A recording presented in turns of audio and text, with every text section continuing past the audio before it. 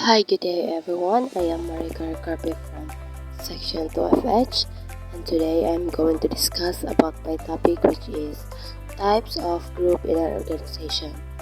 First is the nature of groups. So, a group is a small number of people who identify and interact with one another because of the common interest, bond, and cause. So, basically, a group is composed of two or more people with the same interest and purpose. So there are two types of groups. First is the formal groups. So what is formal groups? Formal groups are designated work group that is designed by an organization based on its hierarchical structure with designated tasks related to its function.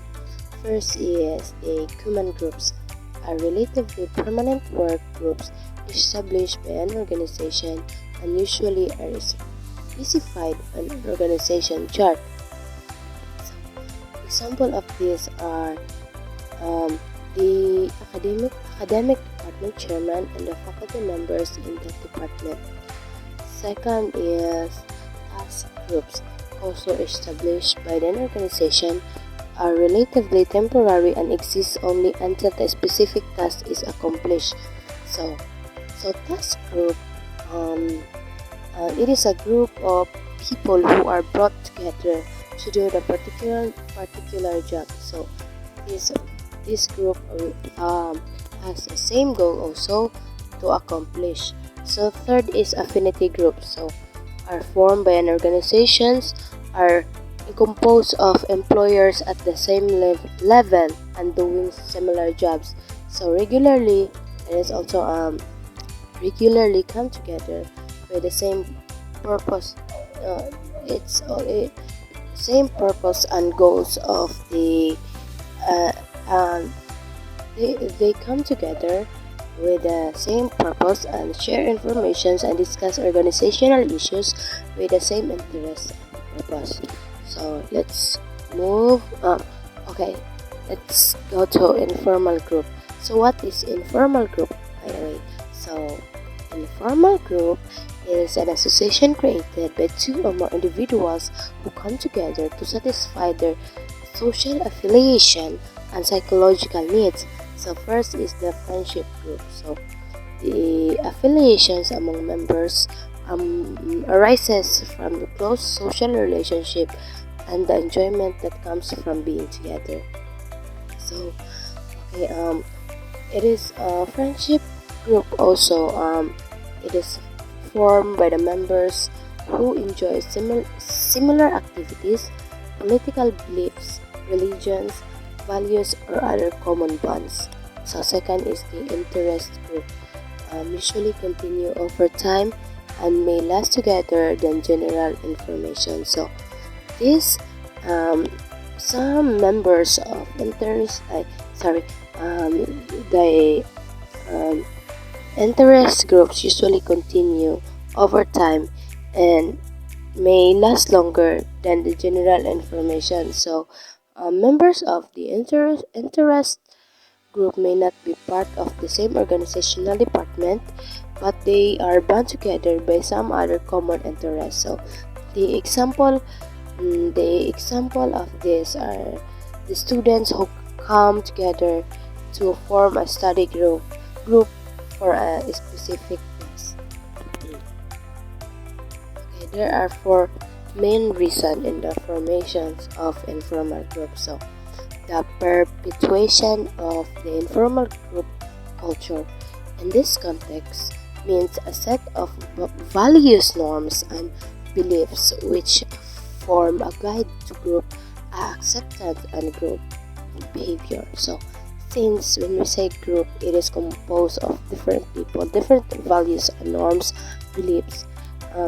This would be the guide to the acceptance of everybody in one organization, because in one group there are different values of norms comes from different culture and also different beliefs.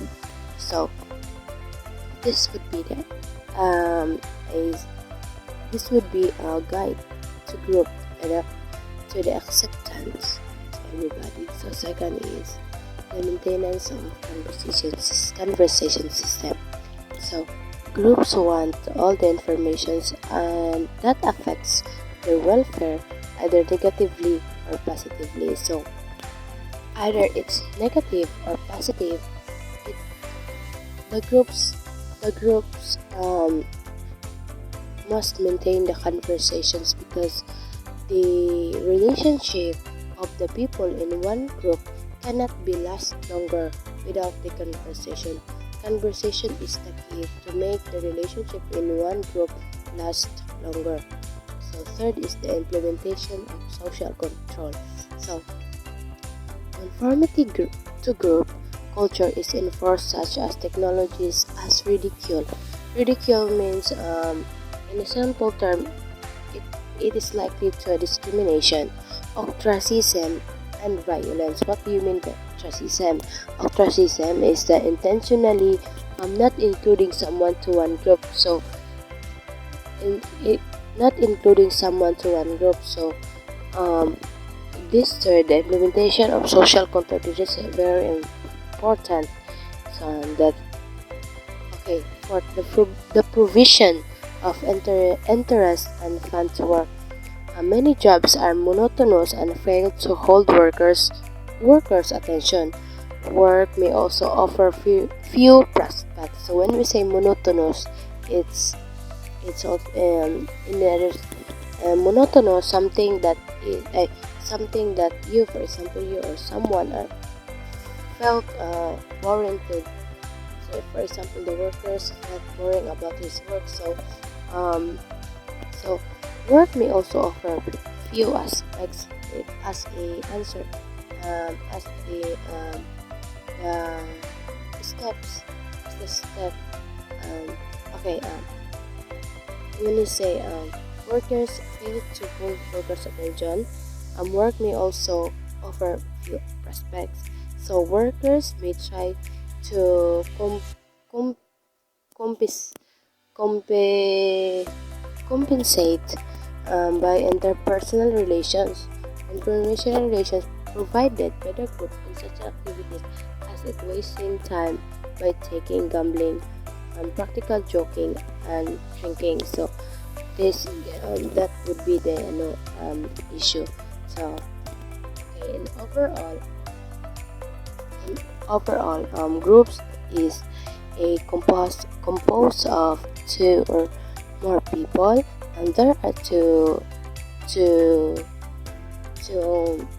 types of group, which is the formal and informal. The two types of formal groups are the command groups, task group, and the affiliative. And the informal groups, there are two, which is the friendship group and the interest group. So as a conclusion, groups are groups or any kind of groups is any kind of groups are very important in an organization because um, like what I said a while ago, that when we say groups, um, it means together. So goals will be achieved easier when people are together, when workers are together, and when we are together. That would be all then. Thank you.